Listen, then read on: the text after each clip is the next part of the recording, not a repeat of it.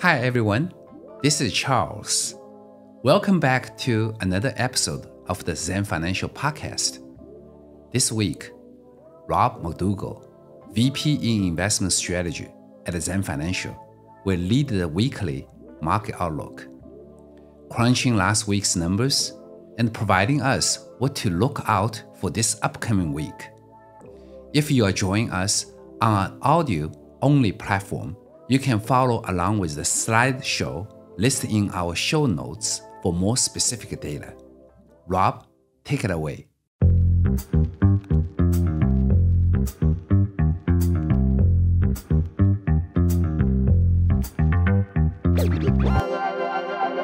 Well, welcome and happy Monday. This is Rob McDougall, investment strategist with Zhang Financial out of Portage, Michigan. And we're going to go through our inaugural run-through of the U.S. market update, going through economic data and market statistics from last week and taking a look at the next week and what that holds. So the agenda for this week, we're going to review last week's economic data, and then we're going to review how the markets reacted to that economic data. We're going to take a look at some of the key economic data that will be released this week, and then we're going to talk about specifically the U.S. recession status, which is certainly topical.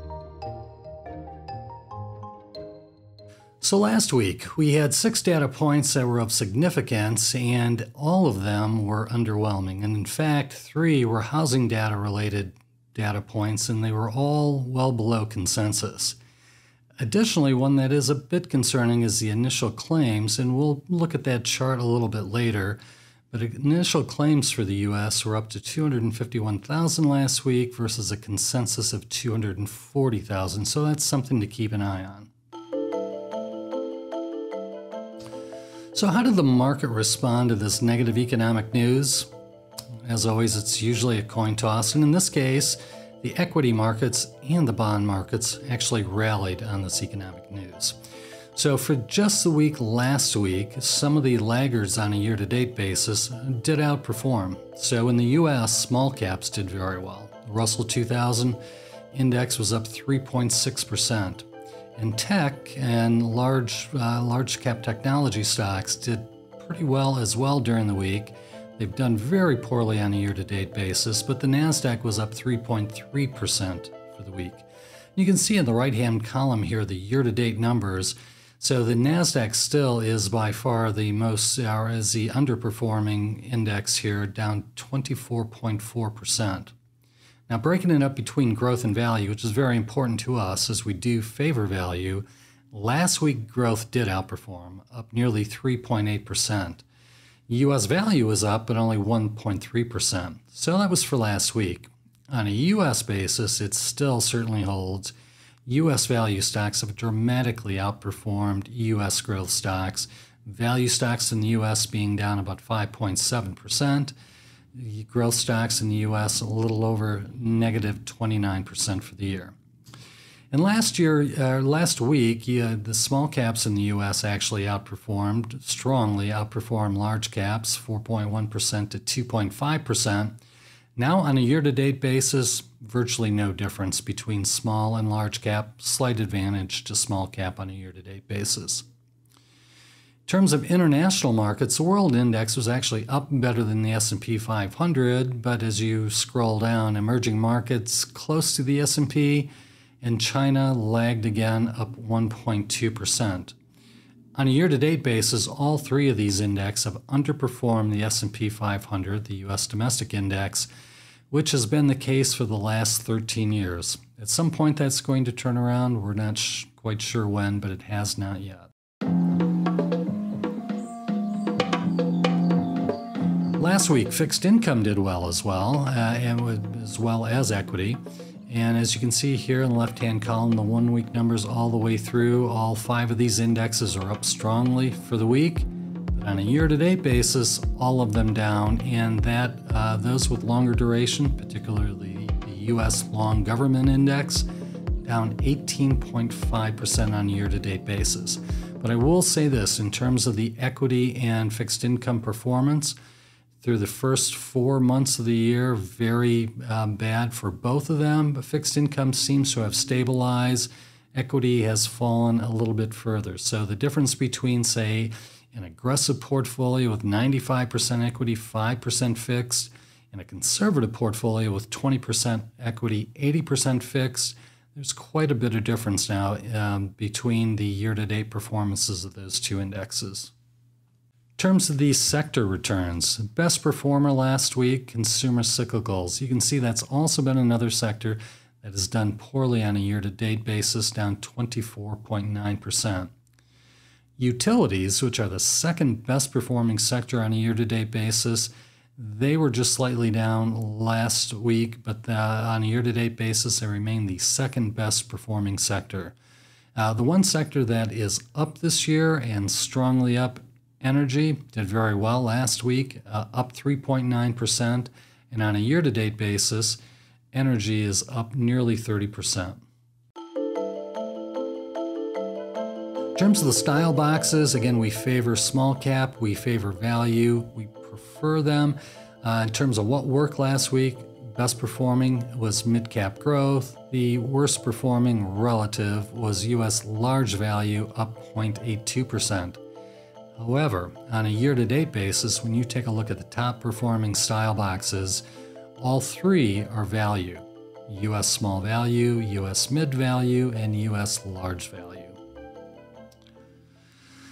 Now let's segue to the economic data that's going to come out this week. We've got a number of data points that are going to hit, but by far the two most significant are the FOMC rate decision, which is going to hit on Wednesday, and then on Thursday, the U.S. GDP second quarter first estimate will be coming out.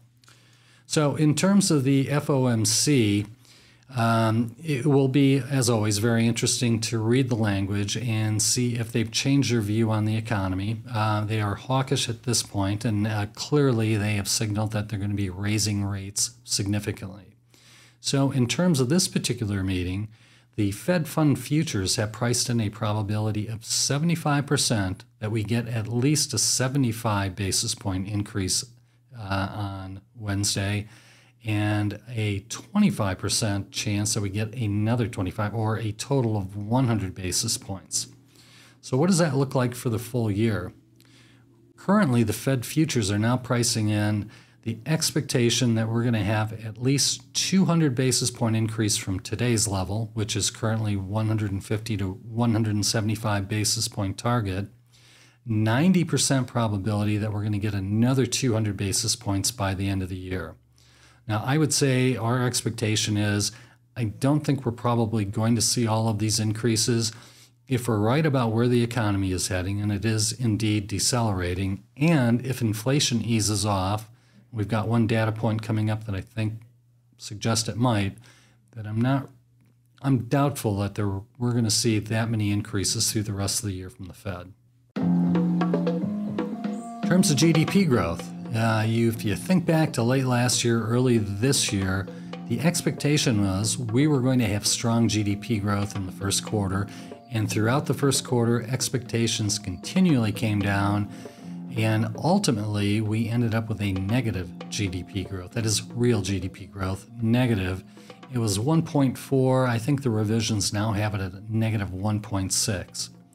Here in the second quarter, the same trend has continued. Expectations were for growth here in the second quarter, and they've continued to slide all throughout the quarter and here in early July. So the expectation now for second quarter GDP by the Federal Reserve Bank of Atlanta, they expect a negative GDP growth, real GDP growth, of negative 1.6%. So as many of us have heard, and I've definitely been saying this, 2 quarters in a row of negative GDP growth defines a recession. However, that's not actually accurate. And Janet Yellen was on the news services this weekend explaining why, and she's got a point. U.S. recessions are called by the National Bureau of Economic Research. They determine whether or not we're in a recession. So if you ever notice, you go back and take a look at all the data points of when recessions start and stop, they're not on a quarterly basis. They could be on any given month. That's because the National Bureau of Economic Research slices and dices the info and is not based on GDP alone, which is reported quarterly. So I show here on this page several of the other metrics that they take into account is when they determine if we're in a recession. Real personal income, non-farm payrolls, real personal consumption, manufacturing, household employment, and industrial production. So the expectation is we will probably have that second consecutive quarter of negative real GDP growth here in the second quarter, but the strong likelihood is the National Bureau of Economic Research will not call this a recession, at least yet. The reason why is, I think largely, is because of jobs and unemployment. If you think back to other recessions that we've had and you think of the unemployment stats and how badly that rises during recessions and jobs lost and layoffs, we have not seen virtually any of that. Now we're starting to see some from larger corporations, some of the tech companies, Ford, but we haven't seen it across the board. So last week I mentioned the unemployment claims. New claims were 251,000, a little bit higher than expected. But here's a trend this year, going back to early May. So it's elevated from them, but not dramatic. And we know the unemployment rate continues to be near the lowest it's been in decades. In terms of job creation, last month, 372,000 jobs were created. The expectation was only 268,000. Now you could argue the last 4 months have been well below what we saw before. That's true, but I think a run rate around 400,000 of new job creation is pretty solid. Again, when I combine the new jobs with the unemployment claims, with the unemployment rate, again, I would argue I don't think the National Bureau of Economic Research is going to call this a recession yet until we see some real cracks in employment numbers.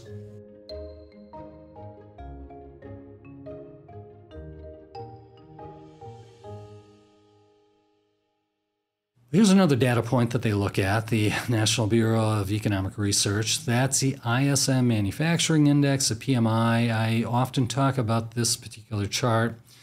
This is a survey. It's scaled at 50. So anything over 50 means expansion. Anything under 50 means contraction for the economy. Certainly last month, we did have a tick down. It is down to 53.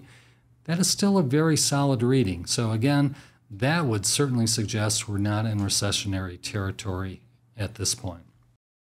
So when you take a look at all the issues in the market, most of these really boil down to one large issue, and that's inflation. Of course, last month was 9.1, the highest we've seen in 40-some years. It was above consensus. We're not going to make a prediction as to what that is going to look like for the month of July, but as most of you have probably seen at the pump, we're getting some relief there. So we would not be surprised to see the inflation rate drop for the month of July and potentially start a trend. So I think the market definitely is telling us the expectation for inflation is it's going to roll over. And this chart here would argue it has to roll over relatively soon. This is a chart I've shared with many of you. It's the 10-year break-even. It simply takes the yield from the 10-year Treasury, subtracts out the 10-year Treasury inflation-protected security yield, and gives you what is the embedded expectation of inflation. So for the next 10 years, that metric shows expectations for inflation of 2.34% for the next 10 years. So obviously, math-wise, if we're running at 9.1% right now, and we're going to average 2.34% for the next 10 years, that would suggest the number has to come down relatively quickly and strongly. So, consumer sentiment. This is tightly, I think, tied to inflation expectations. Consumers are reticent to spend. The consumer sentiment survey rose a little bit in July, but came down so dramatically in June. But this is the one metric that most definitely we have to see improvement in. U.S. consumers have to feel confident in spending, confident that inflation is at or near its peak.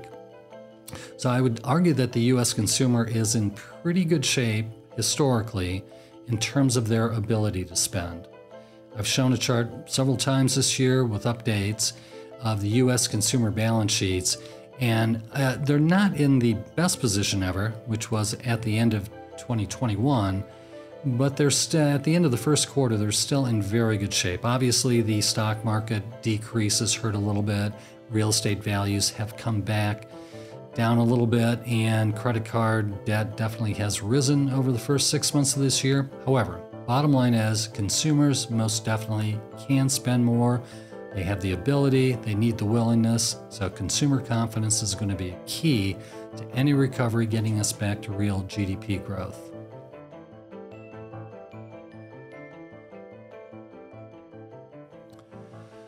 So we've talked about the U.S. Obviously, things have slowed here, maybe in a recession, close. How about the rest of the world? Sort of seeing the same thing.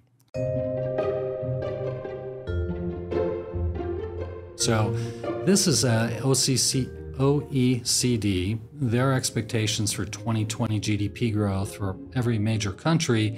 And you can see they slashed expectations for worldwide GDP growth in early June, going down from 4.5% annual to 3%. That's a massive change for obviously the world economy. So it's not just the US that's being impacted. And obviously, as many of you know, it's been pointed out a lot in the press, inflation is not just a US issue. Throughout Europe, they're around where we're at in terms of inflation, maybe a little less, in some cases a little more. But inflation is hurting worldwide growth most certainly. So we do have one data point so far in terms of GDP growth for the second quarter. The country of China posted theirs a week and a half ago. China avoided, for at least this quarter, negative growth. They came in at 0.4%, which was below expectations of a positive 1.0%. But China, if you've been paying attention or have heard, big COVID shutdowns during the second quarter. So if indeed they did post a positive GDP growth in the second quarter, that's fairly impressive. So wrapping all this up, and we'll end most of these podcasts with the same conclusion. What do we do with all this information? It's confusing, conflicting, economic data moving all over the place, certainly some negative trends, some positive stability. So what do we do? What do we do with our portfolios? We would argue at Zhang Financial, you don't make changes in your portfolio based on your gut feel for how the economy is going to go or for any other reason. We know market timing over long term, it just does not work, does not pay. So the best approach always, well-balanced, well-diversified portfolio with a solid strategy that you don't change midstream. That has always resulted in the best results over the long term. So I'll end the first podcast here. Thank you for your time. I'd ask you to join us again next week for the next update. Thank you.